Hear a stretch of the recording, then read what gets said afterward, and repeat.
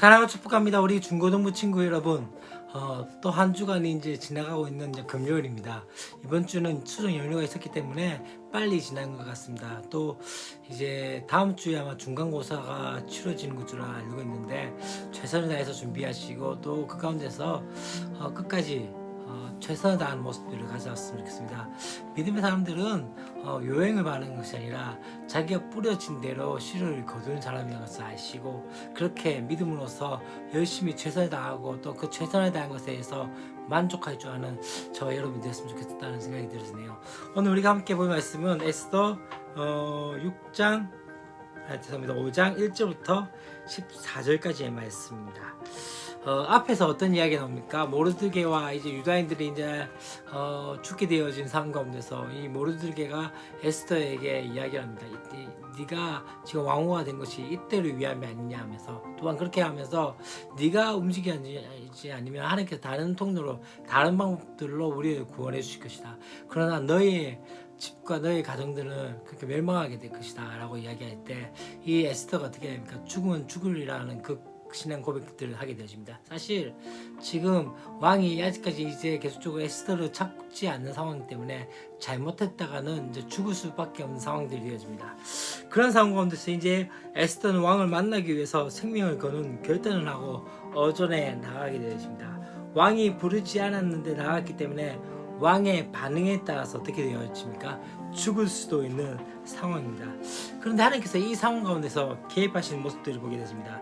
왕이 에스더를 보는 순간 그녀가 매우 사랑스러워 보이기 시작했던 것이죠. 그래서 왕은 손에 잡고 있던 그 금규를 즉시 에스더에게 내밀게 되어진 것이죠. 이제 이 에스더는 어떤 상황이 되어집니까? 민족을 구원할 기회를 얻게 되어졌던 것이죠. 사실 이 에스더는 지금 죽음을 각오하는 상황 가운데 나갔던 것을 보게 되어집니다. 하만의 음모로 멸절된 위기에 놓인 자신의 민족을 살리기 위해서 그렇게 했던 것이죠. 세상 사람들은 어쩌면 자신의 뜻을 이루기 위해서 목숨을 걸지만 중요한 것은 하나님의 사람 바로 그리스도인들은 어떠합니까? 주님의 뜻을 이루기 위해서 목숨을 거는 것이죠. 특별히 오늘 말씀처럼 에스더처럼 하나님의 특별한 개입을 경험하고 싶습니까? 그렇다면 중요한 것은 무엇입니까? 자신이 구하는 것이 자신의 뜻을 위한 것인지 주님의 뜻을 이루기 위한 것인지 다시 한번 점검해 보시기 바랍니다. 그리고 주님의 뜻을 위한 것이 확실하다면 그것을 위해서 한번 에스더처럼 목숨을 걸어보는 것도 중요하지 않겠다는 생각이 들었습니다. 지금도 어쩌면은 하나님께서는 그분의 뜻을 이루기 위해서 담대한 자들을 찾고 계신다는 것을 우리가 기억해야 됩니다. 두 번째 우리가 볼 것은 무엇입니까? 그런 상황 가운데 이제 에스더는 생명을 걸고 자신에게 이제 왕에게 찾아가기 시작하는데 이 왕은 그녀에게 절박한 사연이 있으면 직감하고 어떻게 합니까? 그가 어떤 말을 하기도 전에 소원을 묻기 시작하죠. 이로써 이제 어떻게 되어집니까? 에스더의 소원이 왕에게 전달되어서 지금 이제 유대인들이 살 수 있는 길이 열리게 되어졌던 것이죠.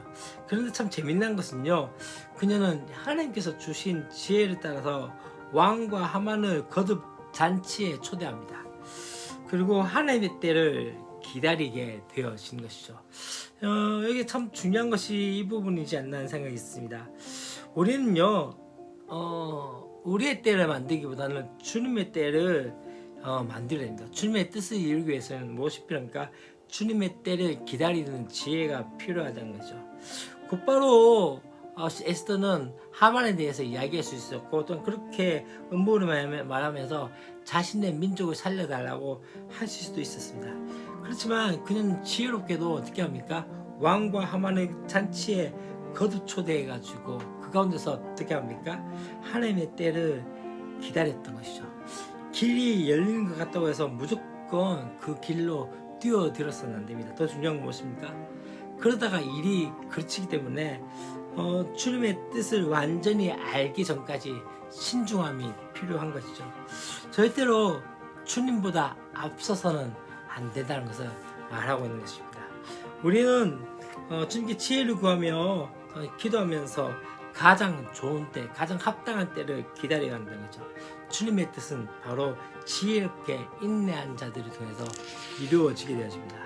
이제 왕과 함께 왕후가 베푼 잔치에 초대된 하만은 어떠합니까? 그의 마음이 기뻐하는 모습들을 보게 되어집니다. 그만큼 신뢰를 주고 있고 그렇게 되어졌다고 생각했던 거죠. 그러나 지금 자신에게 굽혀 절하기는커녕 일어나지도 않는 이 모르드게에게 어떻게 합니까? 더 분노하면서 집으로 들어가게 되어집니다. 그러면서 어떻게 되어집니까? 그 측근들을 불러서 이 모르드게를 향한 그 증오를 쏟아놓기 시작합니다. 그러자 그들 가운데서 어떤 이야기합니까? 끔찍한 사형 방법들을 제안합니다. 바로 교수대를 세우는 것이었죠. 근데 중요한 것은 무엇입니까? 이 교수대에 과연 누가 달리게 될 것일까요? 그것은 나중에 이제 우리가 보게 되겠지만은 자신이 만든 그 교수대에 바로 하만 자신이 달리는 그 아이러니한 모습들을 보게 되집니다. 참 중요한 것은 주님의 뜻을 이루기 위해서는 강한 대적이라도 두려워하지 않는 그 당당함이 필요하다는 거죠. 사실 본문에 하만은 매우 강한 사람이었습니다. 동시에 악한 사람이었죠. 아무리 하만이 강하고 악하더라도 주님의 계획은 어떠합니까? 반드시 성취되어집니다. 주님의 계획에 대해서 악한 사람들은 계속적으로 방해하죠. 그러나 두려워하지 마십시오. 누구도 주님의 뜻을 꺾을 수 있는 존재는 없다는 것을 우리가 기억하셔야 합니다. 그렇기 때문에 주님의 뜻을 이루려는 우리를 막을 수 있는 존재는 없다는 것을 기억하시고 당당하게 또한 그렇게 나갈 때 반드시 주님께서는 우리를 통해서 놀라운 계획과 이들을 실행하실 것입니다. 오늘 말씀을 정리하고자 합니다. 하만의 이 에스더가 담대함으로 어쩌면 그렇게 나갔던 그 모습들처럼 우리 가운데 그 담대함이 있는지에 대해서 다시 한번 생각해 보십시오. 어쩌면 자신의 목숨을 바쳐야 될 상황이었습니다. 그냥 자신의 뜻이 아니라 주님의 뜻이었기 때문에 그는 담대하게 그렇게 했던 것이고, 또한 그 가운데 지혜로서 또 왕에게 구하는 그 모습들, 그리고 또한 모르드게가 하만이 왔음에도 불구하고 그 가운데 당당함으로 그렇게 했던 그 모습들, 우리 가운데 좀 그리스도인의 삶으로서 이 땅에서 세상에 하는 악한 세력들과 또한 세상에 하는 그 많은 문화들 속에서 어쩌면 그 가운데 살고 있지만 다르고 또한 구별되어진 존재로서 우리 가운데 그 담대함과 지혜와 당당함들을 가질 수 있는 저와 여러분이 되었으면 좋겠습니다. 나눠 축복합니다. 우리 내일도 우리 기쁜 마음으로 함께 뵙겠습니다. 안녕.